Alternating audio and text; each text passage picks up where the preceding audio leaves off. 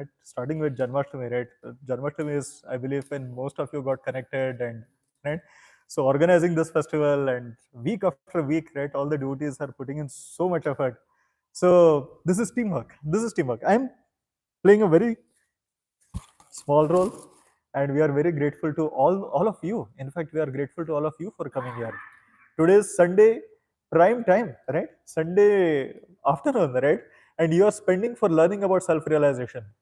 I can assure you that the topics we cover over here, what we are going to speak about today, it will be a changer for your life. I remember the time when I was in school. I was fascinated by science, and I really used to think that modern science, it will have answers to all the questions, and I used to really feel like that. But then I got to know about occurrences which have been discussed over here, right? Things like reincarnation, out of body experiences, and I really felt that the laws of physics, chemistry, yeah, whatever, the currently known laws, they don't have an explanation, but they have to have an explanation. So I was really looking for these answers. And as Prabhuji said, when I was actually studying in IIT Bombay, these were the questions that were bothering me. And when I came to this course, actually a very similar course was happening over there. It was, it changed my life, because there are many places where there are many religions, many organizations which will talk about faith, which is a very good thing, right? Which is a very good thing. But the way Srila Prabhupada, the founder of ISKCON, has presented this, he has presented it as a science. You understand at the most fundamental level what is happening, what is at work over here. And when we understand these principles, they have such tremendous applications in our life. They are a life changer for us, because it is here that we really understand at the core, who are we, how are things working, right? We just take things for granted, or we just assume things, but how are things working at the very core level? This is what we understand when we come to this understanding, when we understand this science, when we understand these topics. So very extremely grateful to all of you for making time over here. And I assure you, by the end of this session, we will have learned, we would have discussed something that is very important, something that can be a game changer, a life changer for all of us. With that, we'll start with prayers. Everything we have learned. Lord Shri Krishna is the source of everything, Sarva Karana Karanam, which means that it is He who is the source of all knowledge. And it is coming through the knowledge of Lord Shri Krishna, is coming to us through a chain of very pure souls who have committed themselves, who have dedicated themselves for following this path, for learning this path, for being a transparent via medium. And to the extent that we are able to represent the most pure teachings, fundamental teachings of Lord Krishna, to that extent, we are able to be an instrument.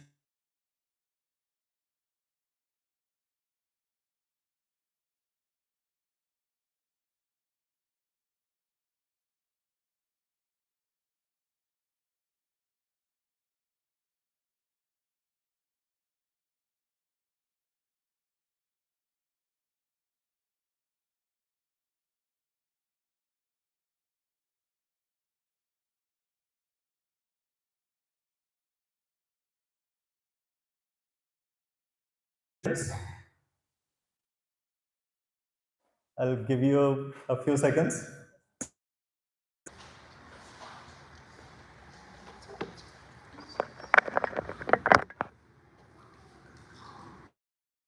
What we did just a few minutes ago was Kirtan. You wanted it back?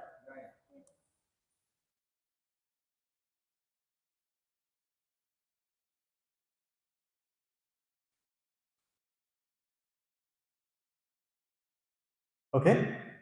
What we did just now was Kirtan. We were glorifying the Lord by chanting His names. May I know your name? Huh? Abhinav Narayan. When I call Abhinavji, you feel pleasure, right? Oh, somebody has called my name, right? You become immediately attentive. Similarly, the Lord becomes attentive when we take His name. That is Kirtanam.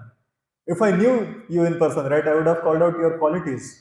If I call out wonderful qualities about you, if I speak to others about you, you will feel happy. Oh, this person is talking about me. Right? Kirtan is calling out to the Lord by calling out his names, and it is glorifying the Lord. It is speaking about the Lord. So the knowledge that we discuss over here, it is in connection with the Lord. It is coming from the Lord. It is connecting us with the Lord. That is why the Lord is very happy. So even the discussions that you have over here, that is also kirtanam. What we are doing, right, is we are hearing discourses about Krishna. That is Shravanam, right? So we are doing kirtanam, we are doing Shravanam. We do it in a prayerful mood. We pray to the Lord, we pray to our acharyas. That is Vandanam. And we can chant wonderful mantras. You can repeat after me. Om Namo Bhagavate Vasudevaya.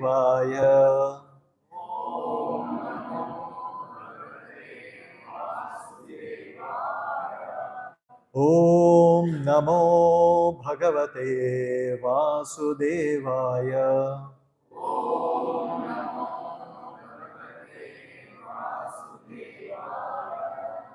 Om Namo Bhagavate Vasudevaya.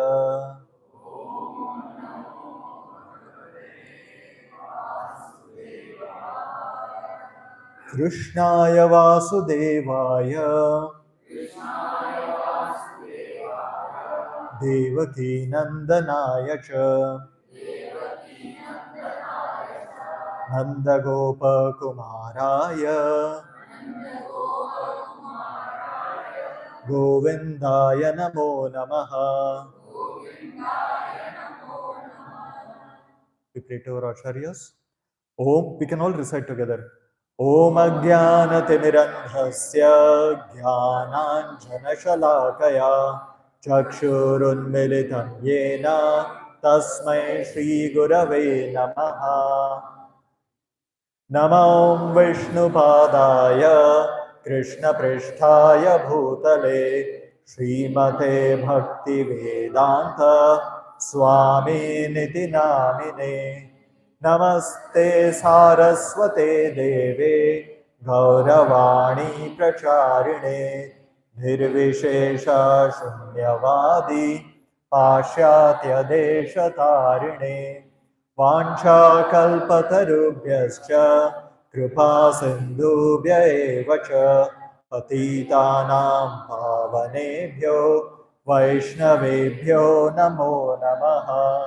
Jaya Shri Krishna Chaitanya Prabhu Nityananda Shri Advaita Gadadhara Shivasadi Gaura Bhakta Vrinda. Hare Krishna, Krishna Krishna, Hare Hare, Hare Rama, Rama Rama, Hare Hare. Hare Krishna. What we are doing is Hari Bol. Welcome again. What we are doing is Shravanam. We are hearing, right? Hearing from Lord Shri Krishna. This message is coming from Lord. We are representing Him. Coming down from the most beautiful scripture, Srimad Bhagavad Gita, brought to us by our founder Acharya, His Divine Grace A.C. Bhaktivedanta Swami Srila Prabhupada. We are working on his behalf, welcoming you on his behalf, discussing on his behalf. Today is an extremely important topic. We are getting into the details of the workings of the mind. We have covered several topics. We have discussed about God, we have discussed about soul. At a high level, we have discussed several topics. Today, we will go deeper into the workings of the mind. To start with, let's briefly discuss this one verse from Bhagavad Gita. This comes from 15th chapter, text number 7. You can in fact repeat after me. Mamaivamsho jivaloke jivabhuta sanatanaha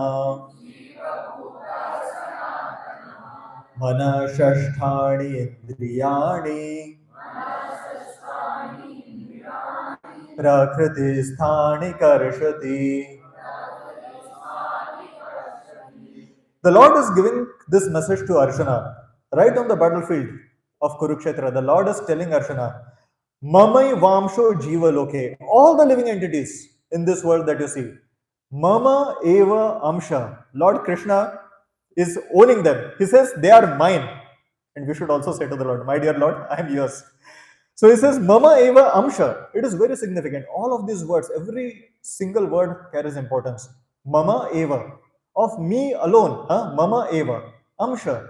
They are parts. They are fragments. Right? They are small entities. Right? I am the whole. I am the complete. And every living entity is a small part of me. Jiva Loke. In this world. Jiva Bhuta. All the living entities. Sanatanaha. They are eternal. All of the living entities. Lord Krishna started his teachings to Arjuna with this message that you, my dear Arjuna, me, and all the kings assembled here, all the soldiers, all the living entities assembled here, all of us are eternal. The soul is eternal. Everyone knows that the body dies, right? Just as if you're staring at a road, a car comes into our vision at a certain particular time, it passes from our vision and then it disappears. But the car is not created when we first start seeing it, and it is not destroyed when we stop seeing it. Sun rises in the morning in the east, it gets its full glory by noontime, and then it sets in the west. But the sun is not created at the time of sunrise, the sun is not destroyed at the time of sunset. Similarly, all the living entities, for certain periods of time, they are coming in front of us, they are manifest before us for a certain period of time. They are manifest before us at birth, they live for a certain time, and then they quit their body. But the living entity themselves is eternal. They are eternal. And how, right? Again, the Lord is saying they are struggling. They are living entities, they are eternal, they are conditioned, and they are struggling very hard with the six senses centered about the mind. Okay? So, which includes the mind. This is the way I really like to see it. A pictorial representation of this very verse. If you see in over here, are you able to see my pointer? Okay. You see, within this body is made of material nature. All the elements in our body, right, they are made of various dhatus, various padarthas, right? That is made of prakriti. So this body is made of prakriti. Inside this body, there is this living entity. Now this body has various senses. The body has ears.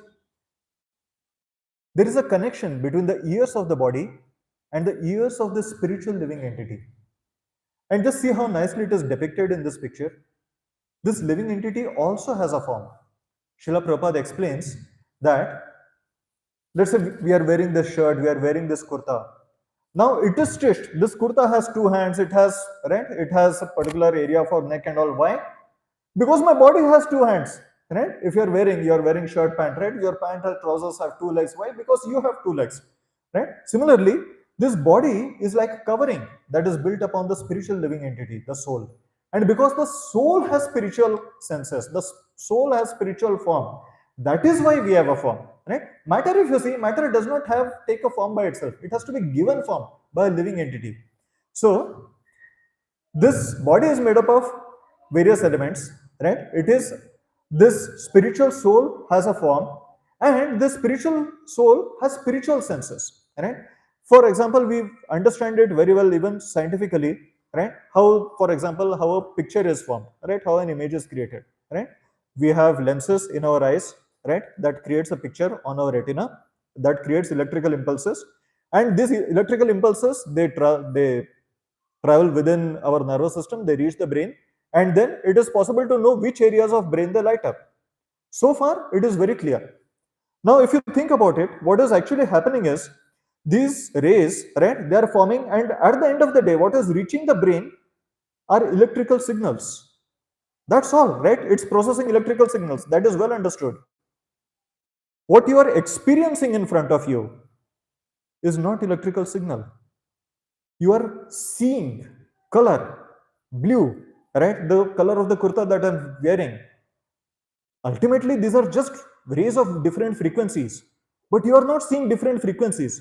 What you are seeing is a picture. What you are seeing is a manifestation of these frequencies. Where is it being painted? Who is painting it? See, these are the things which are not understood by modern science. But Vedas have clear explanation, right? What the Veda says, the mind is the screen.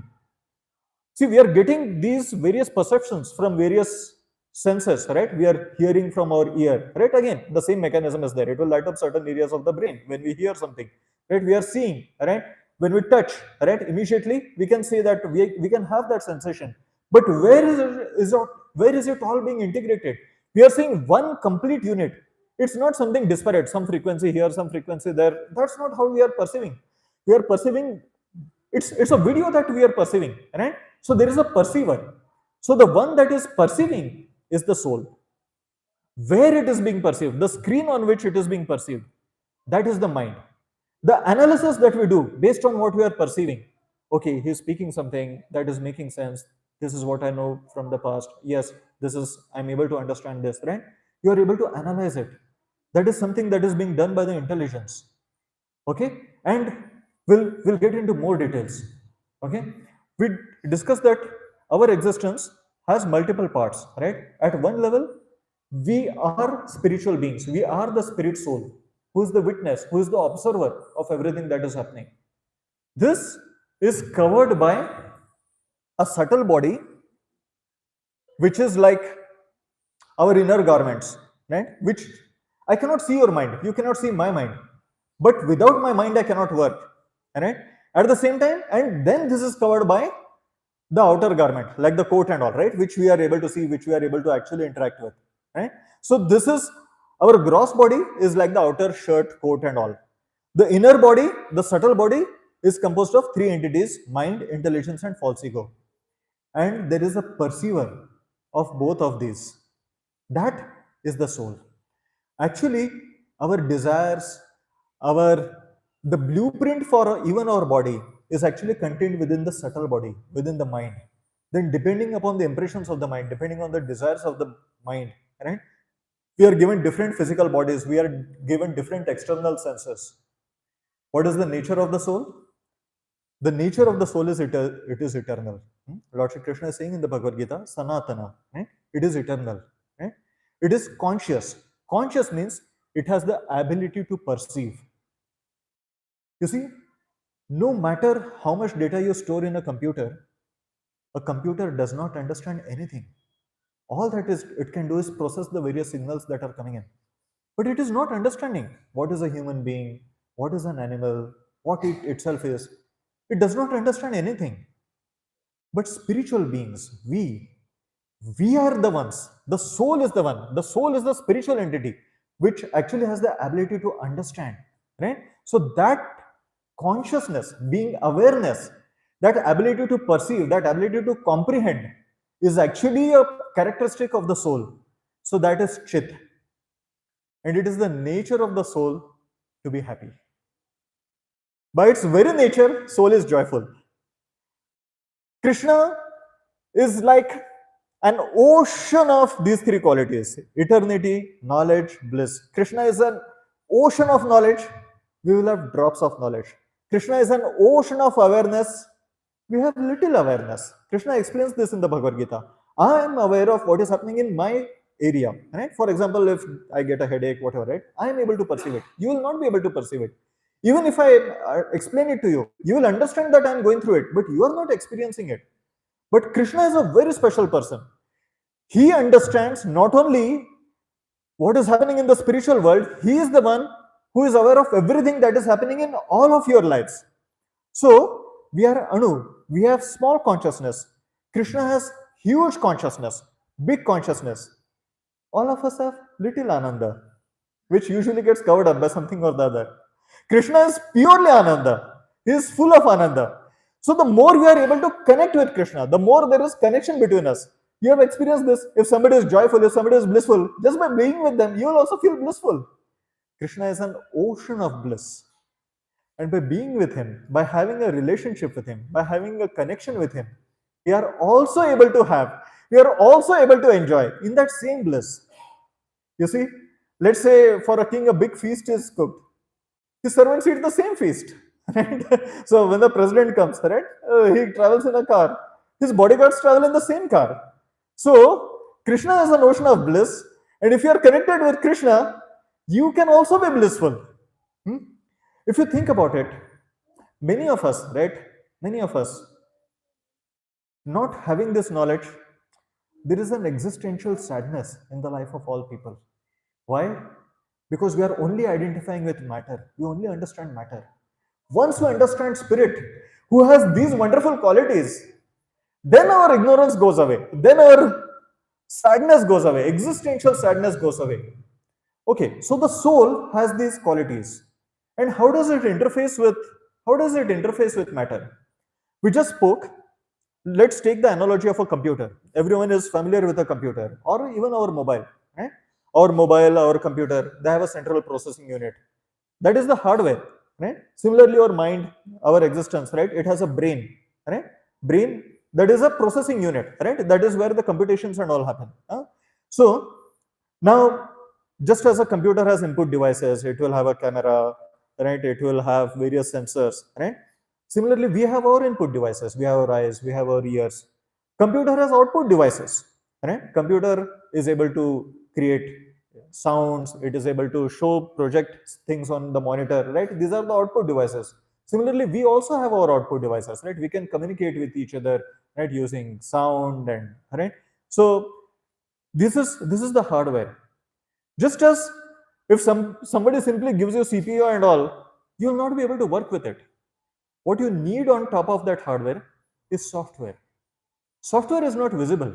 Software you cannot see, but it is the software that has the logic for interfacing with the hardware. It is the software that has various programs installed on it. You see the various values that we have, what we value, right? That is the software, right? Our attitudes, values, right? That is the software, right? And how to operate the hardware, right? All of this is contained within the software. So software is not visible, but without the software, we will not be able to interface with the hardware. And a computer has an operator. There is a person who wants to get something done by using that computer. There is a reason why they're going after a computer, they're purchasing a computer, they want to do certain things. So that is the person.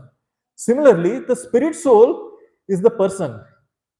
Our hardware and then the external world, this is all hardware, this is Prakriti.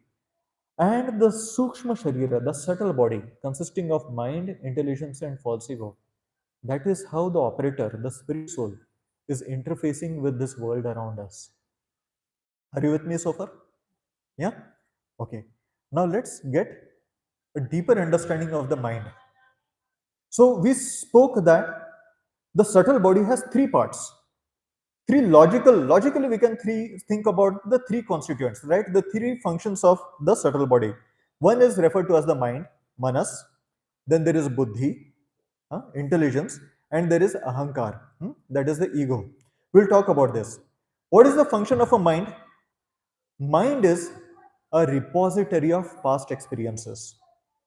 For example, all of us as children, right? We passed in front of a sweet shop that had samosas, rasgullas, jalebis, right? And likely we used to eat from the shops and we have pleasant experiences, right? Now, these impressions, they get stored within the mind. We have very pleasant experiences of that. So whenever, even now, right, if you go in front of that shop, immediately you will remember, oh, samosa, rasgulla, right? Very pleasant, right? Why? Because the impressions are stored. Now you may not you may not remember all the details of the samosas that you have eaten, right? What was the date, how it exactly looked like, was wearing at that time. But these impressions are there with you. Samosa is nice, right? Rasgulla is nice. Right? Similarly, this mind is a repository of these impressions. These are technically called samskaras. Now, based on these impressions, mind is able to give snap judgments. Immediately, as soon as you see samosa, immediately, happiness, pleasure, right? That is in front of me. That is snap judgment. But then there is also another function that is called buddhi. So mind, what does mind have? Mind has a storehouse of impressions, and it does two functions. It has two functions: accepting, rejecting. We say impulsive judgments, right? Sankalpa, vikalpa, like it, dislike it, right? Yes, no. That is the function of the mind. And then there is buddhi. Let us say you are just recovering from jaundice. Your doctor has strictly told you nothing doing, no eating any fried item. So even if your mind tells you samosa, something pleasurable, your intelligence will tell you jaundice, don't eat it, right? So that is the function of intelligence. In computer parlance, we will say that mind is like the hard disk where all of our past impressions are stored, are processed and stored. right? And intelligence is the logic, right? That is the program that runs and it processes. It takes from mind also, right? It takes from other sources also, and then it will take, okay, do it, it will give an output, yes, no, right? Now actually do it, don't do it. Okay, now we'll just go back to this diagram, and there is one very important aspect I want to speak about. The only thing that the soul can do together with the mind and intelligence is desire. It can say yes and no. But the operation of this body is controlled by our very close friend who is known as Paramatma, who is an expansion of Krishna. So I can desire that I should take a samosa and put it in my mouth, but the Lord has to sanction it. This working, right, of my hands and everything, it is controlled by the Lord. What I can do is desire, fulfilling it is done by the Lord. So I can desire that that I lift my hand. If the Lord sanctions it, my hand will go up. If the Lord does not sanction it, a person can have paralysis, they can lose their hand, right? And you will not be able to lift your hand. It is very important that for every action of ours, all that we can do is desire, but sanctioning it is done by the Lord. Okay, so we have spoken about the mind, we have spoken about the intelligence, right? So intelligence has the logic. Intelligence incorporates logic, and then there is something called ahankar or false ego. See, when a person is playing a computer game, the person, and let's say that person is playing some video game that there is some commando that is going and you can control the various actions. The person actually starts thinking that he himself is the commando, right? So I'm very sorry. You also please put all of your mobile and all in silent mode. I'll do that. Sorry, I forgot to do that. Just give me a minute. Very important that we don't get disturbed. So what happens is when a person is playing a video game, they get so engrossed, they think that they are that person, right? Similarly, this body that is given to us it is given to us as a gift by material nature, and we are thinking, there is some aspect of us which thinks that I am this person, I am this body, right? Usually this ahankar, it creates a larger than life image. You may not have that ability, but you watch some movie like Shaktiman or something, right? And you start imagining that, oh, I have these powers, right? Why do people enjoy movies? Because they're identifying themselves with the character in that movie, right? Usually it is mithya ahankar. You don't have any of those powers, right? But you're imagining that. So that aspect of the subtle body by which a living entity imagines that actually I am this body, it starts identifying with that body. It is called ahamkar. Ahamkar. You see, people who have a good car, they start identifying with that car. Right? If somebody goes and puts, even by mistake, right? If there is a small scratch on their car, you can see how wild they will become. My Mercedes Benz, and you have put a scratch on this. Actually, that person is not affected. Right? It is the car that is affected. But aham car. The person thinks I am car. Right? The person identifies with the car. That is why anything that is happening to the car, person thinks it is happening to me. Right? That is why they get into fight and all of that. So it can work both ways. Either you can imagine something larger than yourself, or you can imagine something smaller than yourself. Oh, I'm good for nothing, I'm this, I'm that. That is also an imagination. Real mode of goodness, real understanding is understanding who I am. I am a spirit soul, I am eternal, I have certain abilities, I am dear to Krishna. Every one of us is very dear to Krishna. Every one of us can function in very wonderful ways when we are empowered by Krishna. Right? So that becomes real ahankar. There is false ahankar, thinking that I am this body, that is false ahankar. Right? And there is actual ahankar. I have such a wonderful father. I have such a wonderful Lord. What amazing activities Lord Krishna performs, Lord Ramchandra performs. Right? I am their child. They can empower me to do so wonderful things. That is real ahankar. Right? Now, just as we spoke about, a person can imagine so many things, right? Out of false ego. Sometimes people imagine, right? There are sometimes people who teach others. And that is the charam sima of mithya ahankar. Sometimes people tell, you are God. Actually, we are not. Mama eva amsha. Krishna is very clearly calling out in the Bhagavad Gita that we are parts of God. We have wonderful qualities because God has wonderful qualities. And because God has wonderful qualities, we also have wonderful qualities because we are part of Him. See, a small amount of ocean water, if you take, it has the same salinity, it has the same qualities as the ocean. Right? So, in quality, we are one with Krishna. But an ocean can create waves, it can create tsunamis, it can act in very wonderful ways. We cannot do that. Right? Lord can create this entire universe. We cannot do that. And Jiva cannot do that. Right? But thinking that I am completely God, that is also another form of false ego.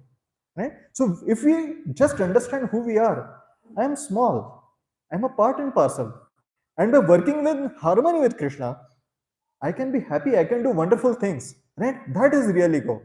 So we have seen the nature of the soul, we have seen the nature of mind, intelligence, false ego. Right? If we are able to understand this, our life can actually go so smoothly. Everything else can make so much sense. Let me pause here for just a few minutes and see if you have any questions about what we have discussed, because this is such an important concept that we have discussed so far. We'll take just a few minutes. Yes. Yes, yes. So, a computer, I am operating this computer. Okay. Now, what I will do is, if there is something happening, if there is some action or something that is happening, if I am able to play some game on a computer, what I will start thinking is I am that person. See, in a virtual reality, you come into an imaginary world, and it can present various images before you. Let's say you are exploring pyramids of Egypt, right? You're not actually in the pyramid of Egypt, right? But you're thinking that you're there and you're exploring, and if you go there, you can explore something like that, right? So similarly, we as living entities are placed within this material world. This material world is Prakriti. This material world is made of matter. And we are placed over here. And we are exploring it. Mama eva amshu jiva loke, jiva bhuta sanatana, mana shasthani indriyani. We are getting various inputs, right? From our five senses, right? We are getting various inputs. We are making sense out of that. Prakriti sthani karshati. We are placed over here as if a person is placed in virtual reality, right? And now, this world is not false. Again, it is very important to understand the world in which we are living, that is not false, but identification with it, that is a problem. Think this body is by itself is not a problem. It can be used in very wonderful ways. But thinking that I am this body alone is a limitation. Why? Because this body is going to is, without a doubt, it will go through various transformations, right? It will go to old age, it will go through diseases, it will die. This body is going to die. And if I'm overly attached to this body, I will go through sufferings. These sufferings are external to me, but I'm identifying the sufferings. Just as we spoke, right? The scratch is on the car, but I am getting disturbed. Similarly, this body is going through transformations, but I get disturbed because of the transformations. So I, as the operator, am seated within the body, and this body has been gifted to me. This has been given to me as a gift for a certain period of time. Now, just as you have a car for a certain period of time, you can use it in wonderful ways. You can use it to go to a temple, you use it to visit various places, your day-to-day operations, you can go to your office, you can carry out various functions with your car. But at the end of the day, a car has a life. But you are eternal. You're not finished when the car is finished. You'll get another car, depending on, right, how much money and all you have. Similarly, depending on our karmas, once this body is finished, we get another body. Now, what happens at reincarnation, what happens at the time of leaving the body, is that the impressions that we are carrying within our mind, we may not remember all the details, right? For example, we just spoke that the fact that, okay, I like samosa, it has good connotations, those impressions I'll have. But how many times I've eaten samosa, I may not remember, right? Similarly, impressions within our body, the samskaras, they go together with the mind. For example, if this hardware, right, the computer has a life, right? So this will go away, right? But all my impression, all my important files, all my important photos and all, I have stored it on the cloud, right? Now, when I get a new computer, what I can immediately do is I can immediately download, right? All my browser history, right? All my shortcuts, everything I'm able to download over there. Which is why you'll see some children, right? You can see on talent shows and all, right? 5-year-old, right? They are able to act like prodigies, right? They are able to play musical instruments like pros. Somebody else can try it for 50 years and not get it, right? Why is it that one child is able to do it like that and another is not able to, right? They have those impressions, right? They have those karmas that enable to do them, right? They have those samskaras. Samskaras has two meanings. One is the impressions that you are getting, and samskaras is also the functions, the religious functions that we go through. For example, vivaha samskar we say, right? When now in our tradition, right? Vivaha samskar, right? Jata karma samskar. So many samskars are there. Why are they given so much importance? Because they are going to create impressions on your mind, right? All of our elders, they will come together. They will have ceremonies for 15 days for vivaha and all. Why is so much importance given? So that we take this new responsibility, this relationship seriously. It is to create seriousness, right? That is why they are called samskaras, right? So, I don't know. Did that answer your question? Okay. So, in the interest of time, let's go ahead and we will have, yes, please.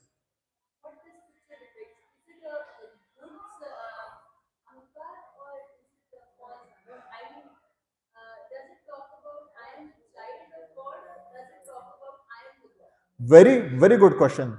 What this picture is depicting, so if you see in this picture, this is a simple person like you and me, but he is imagining as if he is some kind of god, he is having some shaktis and all of that. That is false ego, right? Also, like I said, this false ego can work both ways. Oh, I'm good for nothing, nobody loves me. That is another form, right? Now, the real ego is that I am a spiritual being, I am a part of God, and because of that, I have certain very nice abilities which I can use in various very nice ways, right? In the service of the Lord, in the service of humanity, right? So that is good ego. Okay? Okay. So we spoke about mind. Okay. Now, when most of us think about the mind, we think in terms of the disturbances it causes us.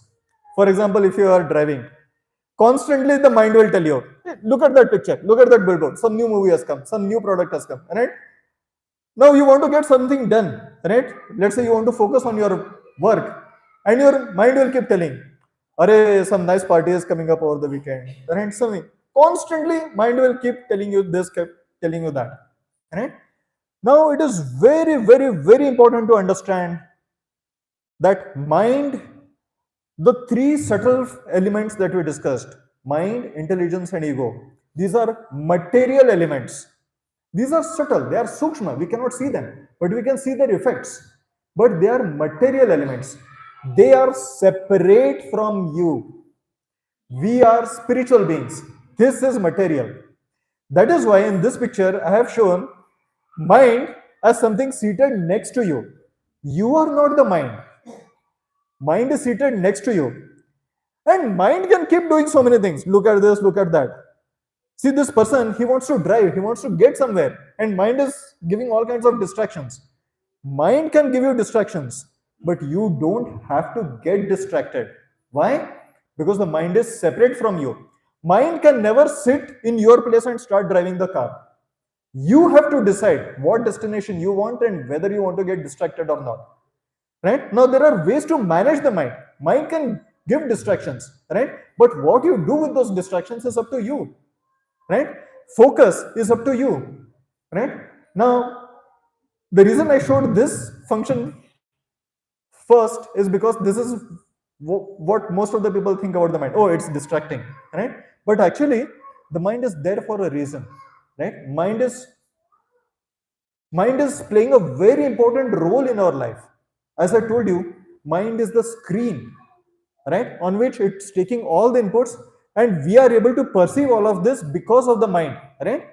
You are able to see me, you are able to hear, right? You are able to make sense because of the mind intelligence, right? So it is playing a very important role, right? It has been given to us for a very important purpose, right? So mind is a transmitter, right?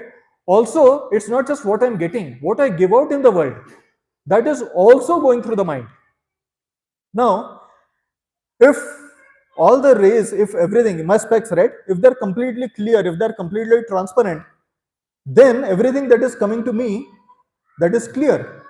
But if my specs are red, everything that I see, that will be red. If they are green, everything that I'll see will be green.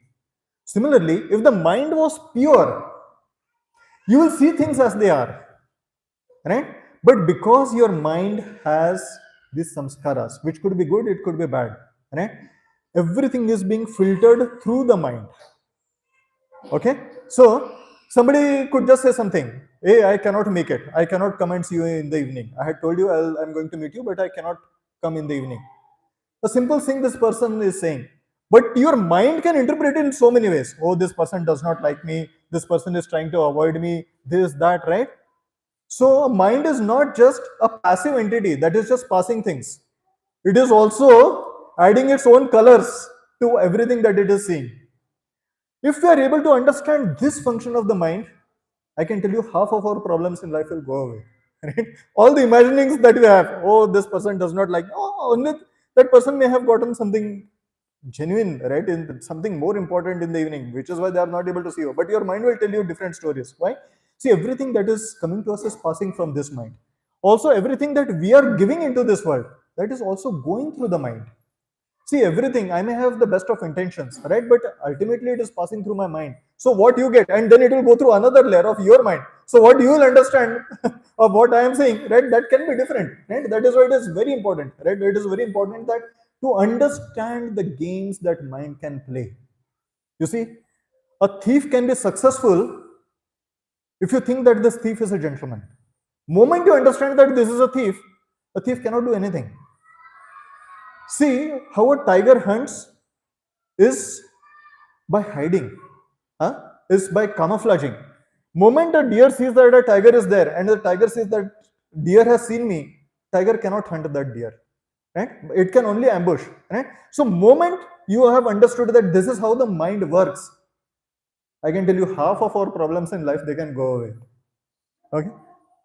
So we spoke about mind as being a screen, right? Now we are seeing somebody who is watching, who is a security personnel, who is looking at CCTV, right? Now various things are coming in from various angles, right? So from various sensors, right? And this is what we are monitoring. Now at any point in time, this is not so, right? Our mind can also automatically, let's say this CCTV, this computer on which you are seeing this CCTV footage, it had artificial intelligence to detect as soon as somebody comes with a gun or a knife, immediately it will make that full screen for you, right? So our mind has that ability also, it is programmed as well.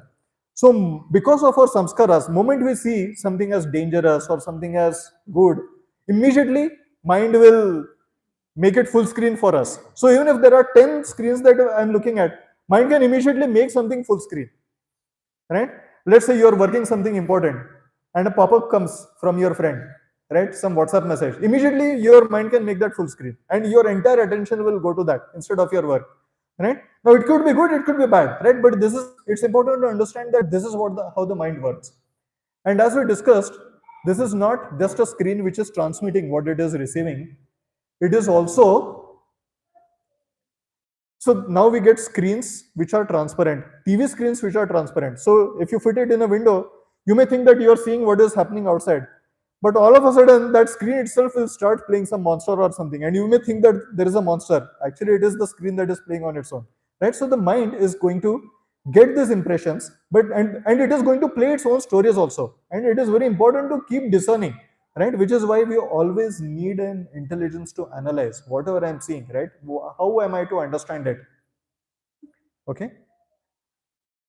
I will explain a little bit more about the samskaras, the impressions, and how they play a role. Now we already have, from our childhood, from our past life, we have so many samskaras. Right? We have so many samskaras. And these samskaras generate thoughts. Okay, from time to time, these samskaras are generating thoughts. And these thoughts will force us to act. If somebody has experience of stealing, as soon as you see something lucrative, immediately that person's mind starts giving, right? Because of past impressions, it says go and steal, right? Now, if that person goes and steals, there are two things that are happening. One thing is he's doing something bad. Another thing is he's reinforcing his samskaras that I can get away by stealing. You see, this is what creates fanatics. This is what creates bigger problems, right? You got away and it has created bigger samskaras. So every action It is resulting from past samskaras. At the same time, it is creating new samskaras, and it will create future actions. Okay, it is possible once we understand, right? So samskaras can lead to distractions. Samskaras can lead to distortion, right? It can play both of these, right? Now what can we do, right? What can we do about it, right? And it is these impressions on our mind, right, that are causing us repetition of birth, old age, disease, and death. This repetition of birth and death that is happening, it is because of this samskaras, right? I had certain samskaras. Now in this body, I'm creating more samskaras. I'm taking more activities. I'm engaging in more activities. Now they can lead to elevation or they can lead to degradation, depending on how I'm responding to those samskaras. Now, what is the solution, right? And as I mentioned, this is how we are going through repetition of reincarnation over and over, sometimes going into species of animals, sometimes going in heavenly planets, right? All of these because of our actions, because of the samskaras. We want to get out of it because this is not a happy situation, right? How many of you have been sad in this life? You don't have to do a show of hand. I know 100% guarantee every single one of us, right? It now our nature is joyful. Nature of the soul is ananda, and we are going through sadness. Isn't this an incompatible situation? There has to be some solution to this problem, right? And as long as I'm acting from my samskaras, right, I'm going to go through this repetition. There has to be a solution, right? So what is the solution? Okay. One thing is, for our immediate problems, right? We saw that the mind is constantly distracting us. If we are simply able to catch the mind in its activity and take a pause, right? If we are able to distance ourselves, create a padding between ourselves and the mind, we can protect ourselves from the negativities of this mind, right? If we simply pause, if you simply analyze, our mind will tell you, go and eat that samosa. But if you pause, if you analyze, is this the time to eat samosa? No, my health is not good. I'm not supposed to do that. And then if we decide, that is one way to get away, right? Get away from the distractions of the mind. But simply by in this analysis phase, how much can we live? There has to be positive engagement. You see, you can tell a child, don't catch this knife, don't catch this knife. But the child will again and again want to go and catch that knife. But if you give this child a nice halwa, nice gulab jamun, it will not go after a knife, it will go after gulab jamun. So if we get positive engagements, we can create positive samskaras, which will be helpful. You see, Krishna says in the Bhagavad Gita, Lord Shri Krishna says in the Bhagavad Gita, that your mind can be your best friend, it can be your worst enemy. So when your mind is acting because of negative samskaras, getting into sinful activities, it is acting as your worst enemy. But if you give the same positive impressions one after the other to your mind, right, then it will have positive samskaras, right? And then mind itself will prompt you to do auspicious activities, positive activities, and then your mind itself will be your best friend. Let's say, just as an example, I'm saying that, let's say we spoke about going from one computer to the other computer, right? And browser history, everything, right? You can just download it. Now, whenever you start typing something on the browser, immediately it will start giving prompts. It will start giving suggestions, right? Now, if a person is accustomed to visiting Bollywood.com, all the time, as soon as you type B on the browser, right, it will auto expand saying Bollywood.com. Now, if the person understands that this is degrading me, it is polluting my mind, I need to go to bhagavad-gita.com. First time it types B, it will type Bollywood.com. But you say, I'm going to type bhagavad-gita.com. It will be hard for the browser to learn initially. But if you have typed 50 times, next time immediately as soon as you type B, it will tell you bhagavad-gita.com. You see, this is how we change our samskaras. This is how we change our samskaras. The scriptures say, and we can say it from our personal experience also, right? If we eat too much paneer, it can give us indigestion. Now, what is paneer? Paneer is a transformation of milk, right? But if we have too much of paneer, it is giving us indigestion. Now, if a child gets indigestion, what does the mother say? Beta, drink buttermilk. Now, what is buttermilk? Buttermilk is another transformation of milk only, right? But one transformation of milk caused indigestion. Another transformation of milk is causing me healthy life, is giving me a healthy life. Our activities don't have to change. If we change our consciousness, the same activities, if done with the right purpose, they can lead to our elevation. You see, in Bhagavad Gita, in the Mahabharata, we see that Arjuna was a warrior before he heard the Bhagavad Gita. After hearing the Bhagavad Gita, Arjuna did not change his activities. He continued to remain a warrior. What he changed was his consciousness. And because he changed his consciousness, because he fought the battle on behalf of Krishna, that same Arjuna everyone knows as a hero. It's not because he is of his ability to kill so many people. Duryodhan had the ability to kill so many people. So many other villains had the ability to kill so many people. Arjuna is a hero because he decided to act on behalf of the Lord. And that helped him to establish the Rajya of Dharma. You see, the activity did not change. The motivation for the activity changed. And this is the central message of the Bhagavad Gita. I will give you another example. The person that you are seeing over here, this gentleman, is a very nice person. His name is George Harrison. Some of you may know. He is one of the Beatles. Now, Beatles was a very famous band in the 60s. Love songs they will create, and women would be so crazy after them, and all of them, right? They would sing all of these songs, right, which were engaging people in enjoyment, in sense enjoyment. George Harrison, one of the Beatles, he came in touch with the founder of ISKCON, Srila Prabhupada, and he became a devotee. And from that time, he made a sankalpa that I will only compose songs for Krishna. So the beautiful songs, My Sweet Lord, Govindam Adipurusham, one after the other, he composed beautiful songs for Krishna. And actually, those songs became bigger hits than the older songs of the Beatles.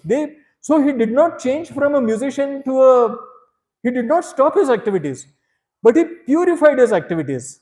And by doing that, he brought so many people to Krishna consciousness. Now, he had such fame. Beatles were so famous. Practically everyone in that generation knew the Beatles. Now, what he did was, we have our books, right? We have Krishna book, we have Bhagavad Gita. Now, George Harrison wrote forward to the Krishna book. He said, Krishna is all you need. So when devotees would go on the streets and they would show people, George Harrison is saying you should read Krishna book. Immediately people will buy Krishna book. People in the West did not know anything about Krishna. But they would buy Krishna book, they would take to Bhagavad Gita. Why? Because George Harrison was recommending it. So he was famous. Now we know so many people, right? I don't want to name them, but they are misusing their fame, right? And they are degrading people. But that same fame, when used in the service of Krishna, that can be used for elevating people.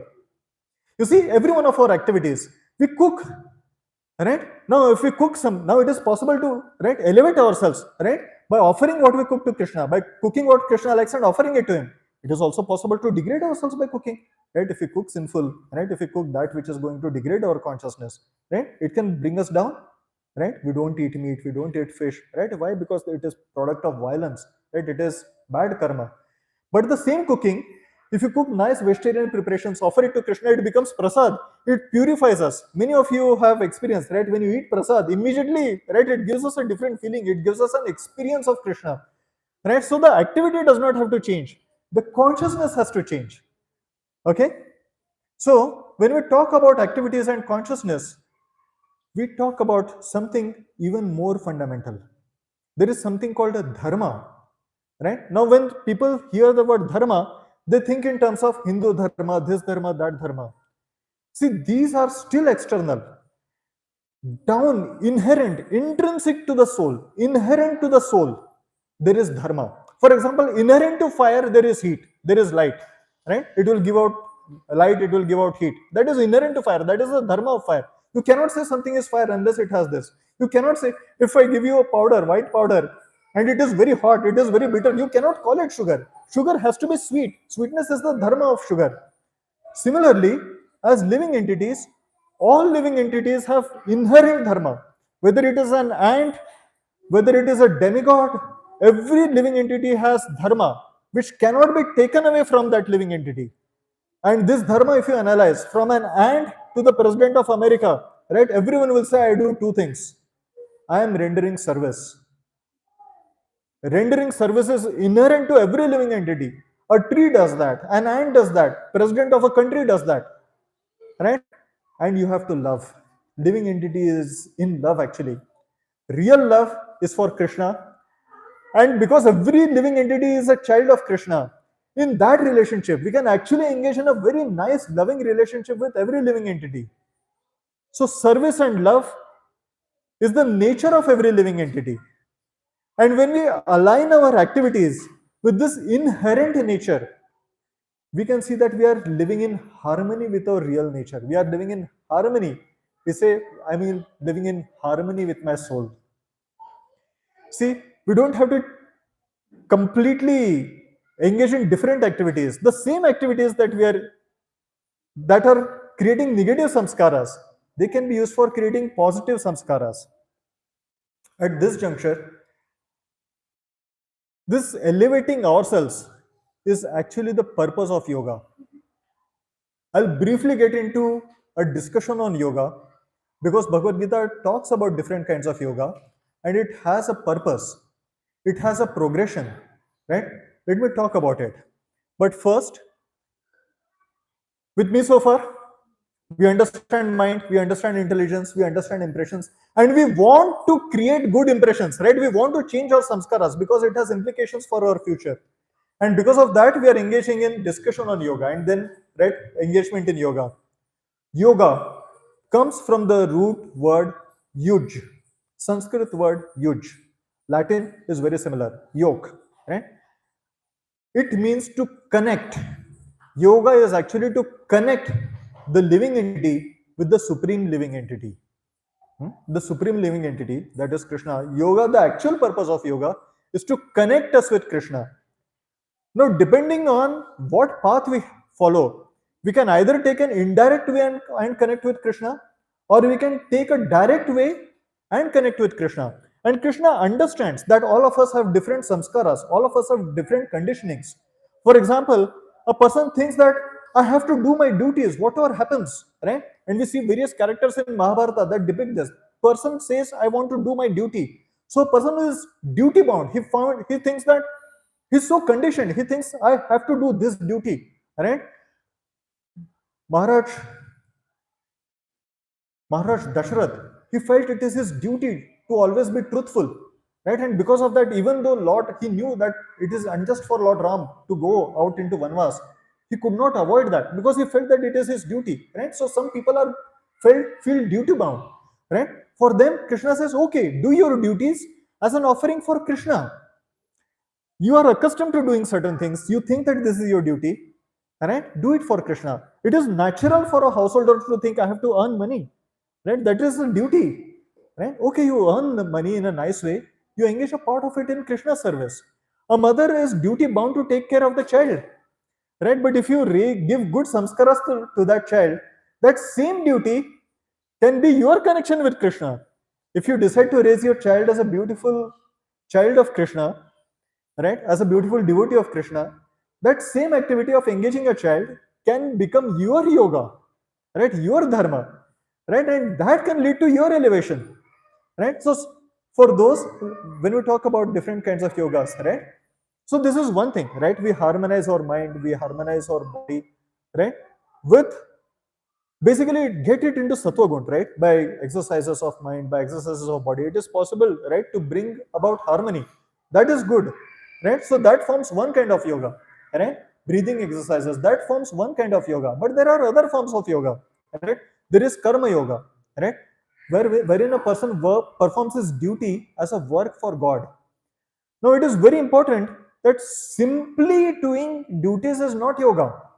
Simply acting is not yoga. Duryodhana was also fighting on the battle of Kurukshetra. Arjuna was also fighting.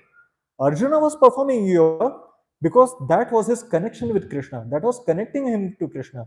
Duryodhana was fighting that same battle, but it was displeasing Krishna. That was taking him away from Krishna. So that is not yoga. People think simply doing your duty is yoga. No. Yoga karmasu kaushalam. do it in such a way that it leads to your elevation, then that is yoga. Right? Many times people simply think that working in office is yoga. No, you work in office in such a way that you come closer to Krishna. It is possible to do that. That becomes yoga. So similarly, people are accustomed to knowledge, speculating, understanding. Right? People really like to use their intelligence to understand. At a fundamental level, a person wants to understand how is everything working. Actually, what were we discussing today? Right? At most fundamental level, we try to understand, right, how things are working. I loved this. That is why I got in touch with devotees, right? I got into Krishna consciousness. At a very fundamental level, it helps me to understand, right? So use that in the service of the Lord, right? That becomes Jnana Yoga, right? You engage in physical exercises, meditation, dhyan, right? That becomes Dhyana Yoga or Ashtanga Yoga. Or you directly engage in the service of the Lord in a way that the Lord Himself is recommending, right? And that becomes Bhakti Yoga. Now, if you see, all of these are forms of connecting with the Lord through your activities, through your intelligence, through your studies, through your asanas. Connection is what is making it yoga, right? Now, how you connect, right? You can, as I mentioned, you can connect via work, that is Karma Yoga. And what is essential for Karma Yoga is you should not have a desire to enjoy the fruits of your work, right? You have to understand that you are doing your duty as a matter of satisfying the Lord, right? Without feelings of proprietorship, without laziness, right? So that becomes Karma Yoga, right? Jnana Yoga, right? People, I'm not this body, I'm not that, I'm not that. That can also help you elevate.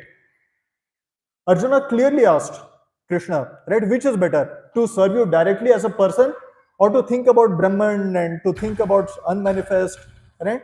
Krishna very clearly said that the path of just speculation is troublesome. It will not help you. Serving him directly, that is what will help you, right? There is Ashtanga Yoga. It is a mechanical process of trying to meditate upon the Lord. And then there is Bhakti Yoga. Bhakti Yoga. Now, Krishna, we can see that he is the best of everything. This is something that he himself is recommending. See, in the Bhagavad Gita, Krishna explains all of these yogas. And at the end of it, he says, Yoginam api sarvesham madgatena antaratmana. Shraddhavan bhajate yomam sarme yukta tama mataha.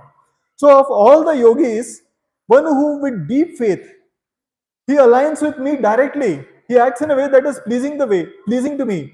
He is the best of all. He gave all of this understanding. He explained all of these yoga paths to Arjuna. And at the end of it, he actually said to Arjuna, Arjuna, now yathechasi tatha kuru. You do whatever you like. But even after that, the Lord said, after saying this, he said, Man mana bhava. Man mana bhava. In your mind, you think about me.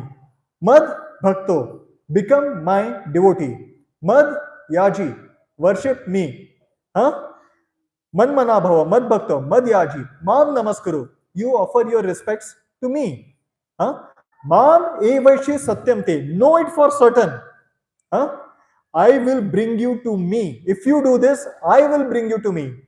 Now, if you see in all of the other yoga forms, a person is dependent on their own strength in order to connect with the Lord. I have to act in a particular way, then I will connect with the Lord. Or I have to be able to sit in a particular posture and I have to be able to strenuously apply myself in dhyan, then I will be able to connect. Here what the Lord is saying is, if you do these activities, man mana bhava, you think about me. Mad bhakto, become my devotee. Mad yaji, worship me. Mam namaskuru. What the Lord is saying is, I will bring you to me. You see, there is a difference.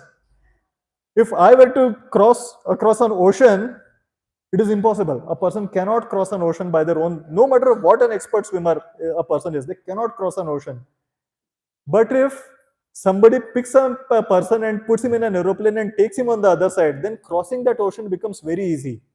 What the Lord is saying is, I become your helper. I will carry you across this samsara. Right? So that is the beauty of Bhakti Yoga. And what do we do in Bhakti Yoga? We engage in activities that are directly in relationship with Krishna. We hear about Krishna. What we are doing right now is we are hearing about Krishna. That is Shravanam. Kirtanam. I am speaking about Krishna. I am glorifying Krishna. There is remembrance. What has Krishna told in the Bhagavad Gita? There is remembrance about Krishna. There is Pada Sevanam, right? You serve the Lord's lotus feet. You can actually directly serve the Lord's lotus feet by offering flowers, tulsi plants, tulsi leaves at the feet of Krishna. Or you can serve those who are at the feet of Krishna. Devotees are at the feet of Krishna, right? So you can serve the devotees. You can use your own legs to visit holy places. That is how you can serve the lotus feet of the Lord. Then you can engage in archana, engage in worship of the deity form of the Lord. You can offer wonderful prayers to the Lord. You can act as servant of the Lord. Krishna says you can act as my friend. You can be a friend of Krishna. Arjuna was a friend of Krishna, right? And you can offer everything that you have in the service of the Lord, your entire existence. Even one of these activities, if you are able to engage in, simply hearing. All of us have to drive to work. Many of us have to cook. If simply during cooking, during driving, if we hear message of the Bhagavad Gita, discourses on Bhagavad Gita, if we hear kirtans, that activity becomes yoga. You are establishing a connection with Krishna. You see, have any one of you ever thought our home food, we can eat day after day, year after year, we never get bored. Never get bored. Some people say that it is because of the quality. Sometimes oil they will not use in other places. Even if you eat in a 5-star hotel every day, I can guarantee you 100% you will get frustrated. Why? Because it is the chetana of the cook, the feelings of the cook. If you're eating food cooked by your mother with love, by your wife with love, right? You'll never get bored because those feelings are getting into that, right? So what to speak about if you cook while listening about Krishna, then thoughts about Krishna are getting into that food. So that food itself is getting completely spiritualized. That will impact the thoughts of the person who is eating that. That is why prasadam has such an enlivening effect upon us. We feel so nourished in mind. We feel enlivened after eating prasad. Anyone has experience like this? Why? Because it is offered to the Krishna. Krishna is present in that prasad. So by engaging in these activities, what we are doing is we are getting a direct experience of Krishna. Sometimes people say, oh, these things are ritualistic. You are worshipping the deity. See, there is a difference between a routine and a ritual. When you go and brush your teeth, that's a routine. After getting up from your bed, you will brush your teeth. That's a routine. But every time you participate in kirtan, every time you participate in worshipping the deity, every time you participate in mantra japa, you get an experience of Krishna. Ritual is not the same as routine. Even every time you engage in worship, you are getting an experience of Krishna. So that is spiritual. Ritual, when connected with Krishna, that becomes, when you imbibe that ritual with that spirit, that becomes spiritual. Right? So engaging in activities regularly is necessary. It is important to have. Why? Because we are talking about samskaras. One by one, drop by drop, our mind has developed negative samskaras so far. Drop by drop, one activity at a time, we will keep giving positive samskaras. And it is just a matter of time that mind will become our best friend. The same mind which was our worst enemy, that will become our best friend. Right? We find examples in Bhagavad Gita and Srimad Bhagavatam. Right? What is a yogi? We are speaking about yoga. We are speaking about yogis. Who is the Bhagavatam identifying as a yogi? A child can be a yogi. All that as a child has to do is participate in kirtan. The child is getting an experience of Krishna. So nice, right? Small children. If you simply ask a child, who is Krishna? Oh, Krishna is the Supreme Personality of Godhead. Small children, we can see that they can give pravachans also. Right? They can participate nicely in kirtans also. Right? Prahlad, he was a small child. He was preaching to his classmates. Right? A child can be a yogi. A king, Maharaj Parikshit, right? He was very, in a very, he was very unjustly, he was cursed to die. But he took it very positively, right? He approached his guru, Shukadeva Goswami, and this great king, Parikshit, who was the son of Abhimanyu, right? He was the grandson of Arjuna. He was saying that at the before his death, he was saying, I am offering my obeisances to all the Brahmanas, and I pray that if I should take my birth in this material world again, I will have attachment to the unlimited Lord, Sri Krishna. I will have association of his devotees, and I will have friendly relation with all the living entities. See, a king can have this attitude. Point is, you don't have to go to a forest to do this. A king can have this attitude. So definitely you and I can have this attitude. What is he praying for? Attachment to Lord Shri Krishna, association with his devotees, friendly relations with all living entities. Isn't this something that all of us want? Wouldn't it be wonderful if we could actually get it? Right? It is possible. It is possible for animals to be yogis.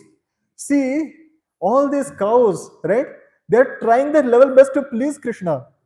The deer, the bees, right? Krishna says this in the Bhagavatam, right? That even these bumblebees who are hovering about Krishna, who are hovering about Balram, right? They are such distinguished yogis, because of which they are getting this opportunity to do that. It is possible for a queen to be a devotee of Krishna, a great yogi. Here we see Queen Kunti, we see Queen Kunti, Queen Draupadi. They were such great exalted personalities, right? She is offering her prayers to Krishna, right? In the Bhagavatam, we find this beautiful prayer of Queen Kunti. O Lord of Madhu, as the Ganges forever flows to the sea without hindrance, let my attraction be constantly drawn unto you without being diverted to anyone else. You see, a queen can be a yogi, a simple householder. You may not have anything, right? But you are very enthusiastic to welcome Krishna in your home, to serve Krishna in whatever capacity. Krishna is only asking, Patram Pushpam Phalam Toyam. Offer some water, offer some leaves, whatever you are cooking, offer that, right? A simple householder can be a great yogi. A simple housewife, right? You engage in deity worship, everything that you are doing, make garlands for Krishna. Right? A simple housewife can be a very great yogi. Right? How much time do we have? I think we are running out of time. I actually wanted to tell someday, maybe we'll tell in great details. But there was a very ferocious hunter. And this hunter was definitely, that hunter would have gone to hell by half killing. This hunter used to half kill animals. But somehow or the other, he came in touch with Narada Muni. Narada Muni went to him. And because of the glory of Narada Muni, because of the power of Narada Muni, divine, you see, divine personalities have divine radiance, they have divine aura. Just by being in presence of Narada Muni, the hunter got the Narada Muni could give this hunter an experience that he is headed for all these animals that he has half killed, they are waiting to kill the hunter in a future life. And just because of the association of Narada Muni, this hunter got the conviction that yes, I'm headed for a very sinful life. So then the hunter asked, what should I do? Narada Muni said, first of all, break your bow. Don't kill animals anymore. Instead of that, chant Hare Krishna Mahamantra. So this hunter actually took very seriously to the chanting of Hare Krishna Mahamantra. He sat on the bank of the Ganges. He constructed a small hut. He planted tulsi and continuously engaged in chanting Hare Krishna, Krishna Krishna, Hare Hare, Hare Ram, Ram Ram, Hare Hare, Hare Krishna, Krishna Krishna, Hare Hare, Hare Ram, Ram Ram, Hare Hare, Hare Krishna, Krishna Krishna, Hare Hare, Hare Ram, Ram, Hare Hare, Hare Krishna, Krishna Krishna, Hare Hare, Hare Ram, Ram, Hare Hare. And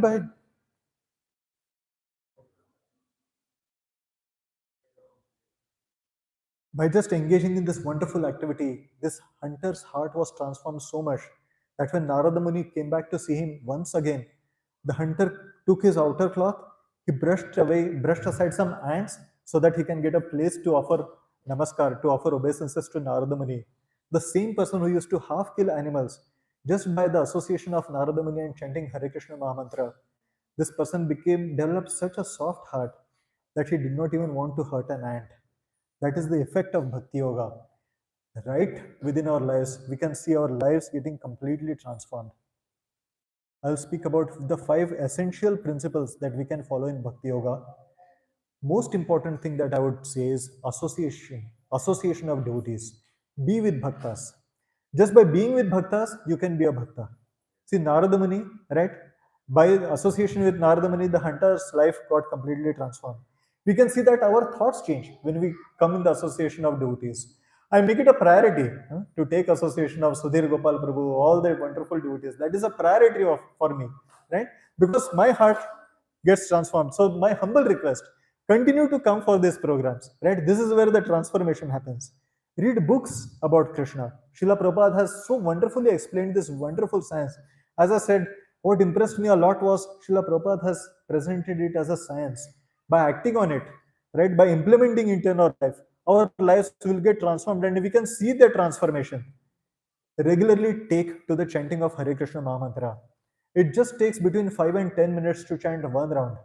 At least that much we can all do. You see, we are talking about changing our samskaras. Our samskaras are so old, they can be very hard. But by gradually, you see how rocks get eroded no matter how hard a rock is.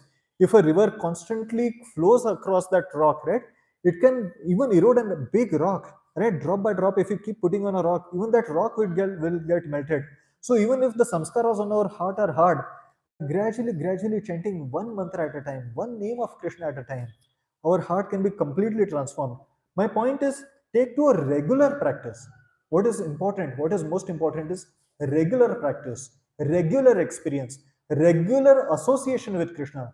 We are getting an association, we are getting an experience of Krishna by engaging in chanting, by reading about Krishna, by associating with devotees. Huh? Whatever fruits, whatever your nice vegetarian preparations you make at home, offer them to a murti of Krishna, to a picture of Radha and Krishna. That becomes transformed into prasadam, and that we can make in the diet and come to an atmosphere that is spiritually surcharged. Or make your home spiritually surcharged. Make your home into a nice place where husband, wife, children, you can nice engage in bhakti yoga and make your life successful. Any questions on what you have discussed so far? Very grateful to you for very attentive is listening, for hearing very attentively. Yes, please. Yes.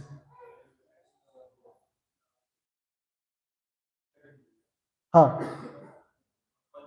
हाँ Mana Shashtani Indriyani, Prakriti. Mana, six senses, which includes the mind. So Krishna is very clearly saying, yes, these are the five senses, but if you include the mind, then it becomes your sixth sense. Your mind itself becomes a sixth sense. Mana Shashtani. Mana Shashtani. Krishna is clarifying. That is the mind. Yes, please. Like Valmiki Maharshi, Yes. who are the other devotees who got transformed through bhakti yoga? Every devotee. Actually, Bhagavatam is a life of transformation, is a book of people who got transformed. It is full of stories. Narada Muni himself, right? There is a story of how Narada Muni got transformed. In his previous birth, Narada Muni himself was a son of a very simple maid servant. But somehow what happened is he was engaged in a Brahmana school. Some great bhakta yogis, they came and they resided. They spent their chaturmas in that school. And mother used to cook, and Narada used to take that food and he used to serve those great bhakti yogis. And then he would hear Krishna Katha. And then the nature of the transcendentalist, the nature of hearing, that became pleasing to Narada Muni. And so, just by following their instructions, he got initiated from those bhakti yogis. And his life is spent just meditating on Krishna, following, chanting the mantra that he got. And by doing that, after leaving his body, in his next birth, he was born as the son of Brahma and became Narada Muni. It is said every saint has a past, every sinner has a future. Right? So Narada Muni was a person who came. There are people, we just discussed about Mrugari, the hunter, we discussed about Valmiki Muni. Shukadev Goswami, the speaker of Bhagavatam, he himself was an impersonalist. He was a dhyana yogi, right? But by hearing about Lord Shri Krishna, he became so attracted that he became a bhakti yogi. There are the mental born sons of Lord Brahma, four Kumaras, who are great Ashtanga yogis, great dhyana yogis. But by just smelling the tulsi leaves offered to Lord Vishnu, their hearts were transformed and they became devotees. Every devotee has a past. Every devotee has a past. Yes. Any other questions? Yes, please. Yes. Yes. Yes. Yes. Very true. Very true. Yes. Very good question. Very good question. So, what Mataji is saying is, sometimes what can happen is we get so confused, we get overwhelmed in certain situations. It is not possible to think calmly. It is not possible to think logically. I would say every art form, every science as well as an art, it requires some amount of practice. How it is? How does a person become good at something? By practice, right? Initially, it may be hard. Initially, I may continue to act impulsively.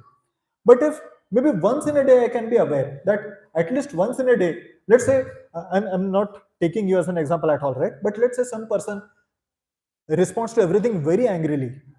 Now, the natural thing to do over here is first the person should become aware that the person is becoming angry. Then only it is possible to give a better response. But let's say a person acts angrily 5 times in a day. They can make a resolve that I will at least try and be conscious once in a day. Right? That way their anger will come from a level of 100 to a level of 80. Then it can come to a level of 70. Everything, what Lord Krishna says in the Bhagavad Gita is, Abhyasena to kaunteya vairagyena. There are two things which are necessary for changing our habits. One is abhyas. Abhyas means practice. And the other thing is vairagya, detachment. Detachment from two things. One is detachment. Why a person is becoming angry? Because they want certain things to happen in a certain way, and that is not happening. That is why that person is responding in a very angry way. Be a little bit detached. It's okay if things don't go my way. That is one level of detachment. Another aspect of detachment is be nice to yourself as well. It's okay if I fail once. A child is not going to start running a marathon on the first day. It will stumble, it will fall. But the ability to walk is inherent in every child. So if we just take to a little bit of practice, the child will learn to walk. So be kind to yourself. Give yourself some time. Have this as a goal. It starts with realization. It starts with at least understanding that me and my mind are different. Then we will make an attempt to distance ourselves from our mind. And you are right, it will get mixed up. But when we take to practice, when we, especially the chanting of Hare Krishna Mahamantra is so powerful. If we are disturbed at any point in time, if we just sit in one place and chant for 5-10 minutes, we'll see that we get a lot of clarity. And with that clarity, we can take better decisions, act in a better way. Will this help? Thank you. Yes. You had a question? Okay. Any other question? Yes, please. So, while you're detaching yourself from the mind, Yes. trying to also, when we are doing the Mahamantra, to actually trying to, focus. Yes. Or become more calm. Yes. What are we trying to do? Are we trying to calm the mind, or are we trying to Beautiful. make ourselves calm? Beautiful question. Beautiful question. You see, any activity, it has so many levels of functioning and it has so many motivations of functioning, right? Calming of mind, I would say, what we spoke about, Hare Krishna Mahamantra, is a practice of yoga. Yoga means connection. So the primary purpose of chanting Hare Krishna Mahamantra is to connect with Krishna. See, when we are meditating, we are actually in a way connecting with Krishna. It is listening to Krishna. So our focus at that time, it should be in a prayerful mood because it is a prayer. Hare Krishna Mahamantra is we are addressing Lord Krishna. It is in fact Krishna's glory. See, a great person, in general, we will address them very honorifically way. You don't just take a king's name, right? You say Your Majesty, like that, right? Krishna is the greatest of persons, but it is his kindness, it is his humility. He's saying, I'm allowing you to take my name, and there are no hard and fast rules. So, first thing that we have to understand is this is a process of connection with Krishna. It is yoga. So, we are trying to connect with Krishna. So, our focus should be prayerful. My dear Lord, please reveal yourself to me. Please engage me in your service. At the same time, it is also, as you say, it will have a calming effect, and that calming effect is actually a side effect of the Mahamantra. So, our focus should be on hearing. See, we are engaging our senses on the Lord. It is said in Bhakti Rasamrita Sindhu, another very great scripture, it is said, Atha Shri Krishna Nama Adi Na Bhaved Grayam Indriya Sevan mukhe jivadu swayam eva sphuratiyadha. So how does this process of transformation work? Atha Sri Krishna Namadi. Krishna is spiritual, his name is spiritual. Atha Sri Krishna Nama Adi. His form, everything about Sri Krishna is spiritual. No bhavet grahyam indriya. Sometimes people say, can you show me God? With our blunt material senses, with today's senses, we cannot see Krishna. No bhavet grahyam indriya. But the process is sevon mukhehi jivado. We are rendering service to Krishna. So this chanting of Hare Krishna Mahamantra is a service to Krishna. Sevon mukhehi jivado. By our tongue, we are rendering service to Krishna. Swayam eva spuratyada. By this, Krishna who is seated as Paramatma within our heart, he becomes pleased to reveal himself. So when we are chanting, our focus should be on hearing, on establishing that connection in a prayerful mode. And that calming of mind, it will happen automatically. We don't have to separately strive for that. Is that okay? Any other question? Yes, please.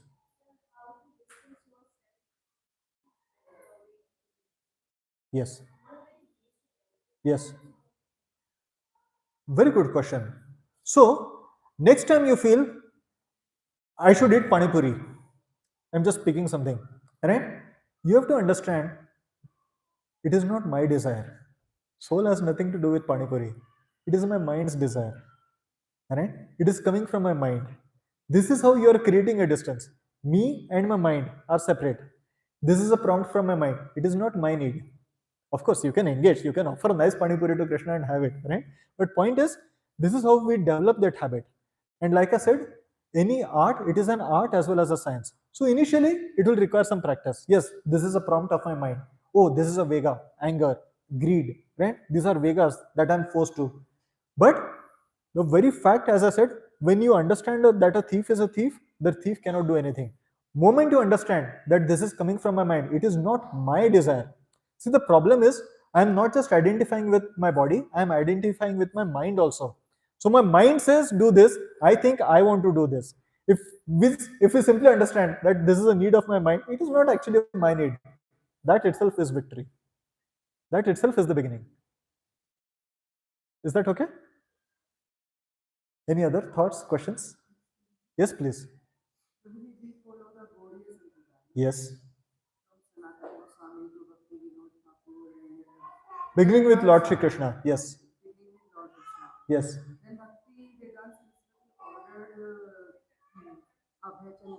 Yes.